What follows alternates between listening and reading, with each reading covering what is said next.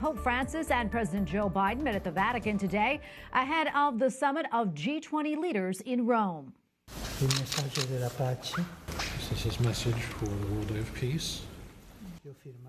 Prior to their exchange of gifts, the Holy Father held an unusually lengthy meeting with the president. The papal audience lasted for more than an hour. Afterward, there were greetings, which included the First Lady and other top White House officials.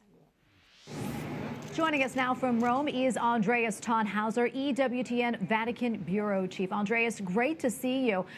So let's talk a little bit more about the meeting and the purpose of it.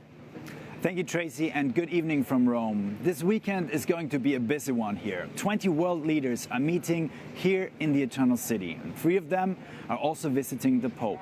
The Indian Prime Minister Narendra Modi, South Korean President Moon Jae-in, and today US President Joe Biden. There's been massive media interest, also because it's Joe Biden's first papal meeting as a president. And secondly, there's the ongoing issue of abortion. At this point, we have no clear information if they've touched upon this topic during the meeting, which was not an official state visit, but a private encounter with His Holiness. The main topics that were discussed, according to a brief statement from the Holy See, were related to the G20 summit, the climate, how to fight poverty, and migration.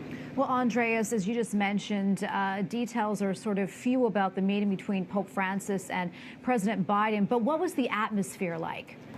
It seems it was a warm and friendly atmosphere, and as I said, we do not exactly know what they were talking about.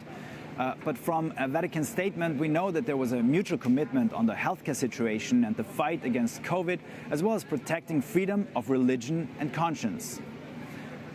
Interestingly enough, during the last few days and months, there were several signals also from the Holy See that Pope Francis was not going to change his clear stance on the protection of life. And as you mentioned this week, he blessed the so-called Bells of the Voiceless for Poland, promoting the protection of life from conception to its natural end. And secondly, on a papal flight coming back from Slovakia in September, Pope Francis said in response to a journalist's question that abortion is more than an issue. Abortion, it's murder. And thirdly, earlier this month, the Vatican condemned a controversial anti-homophobia bill that was presented in the Italian Senate. So it's very clear that Pope Francis supports life, whereas President Biden has been publicly pro-abortion.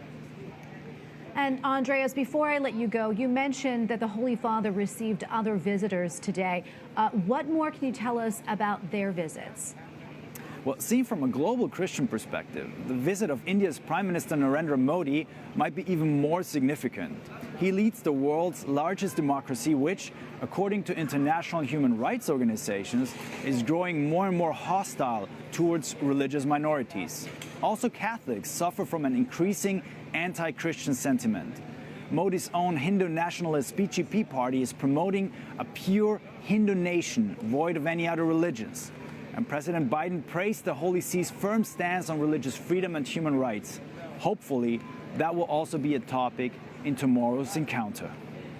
Well, Andreas, thank you so much for that report this evening. Andreas Thonhauser, EWTN Vatican Bureau Chief. Thank you again. Thank you.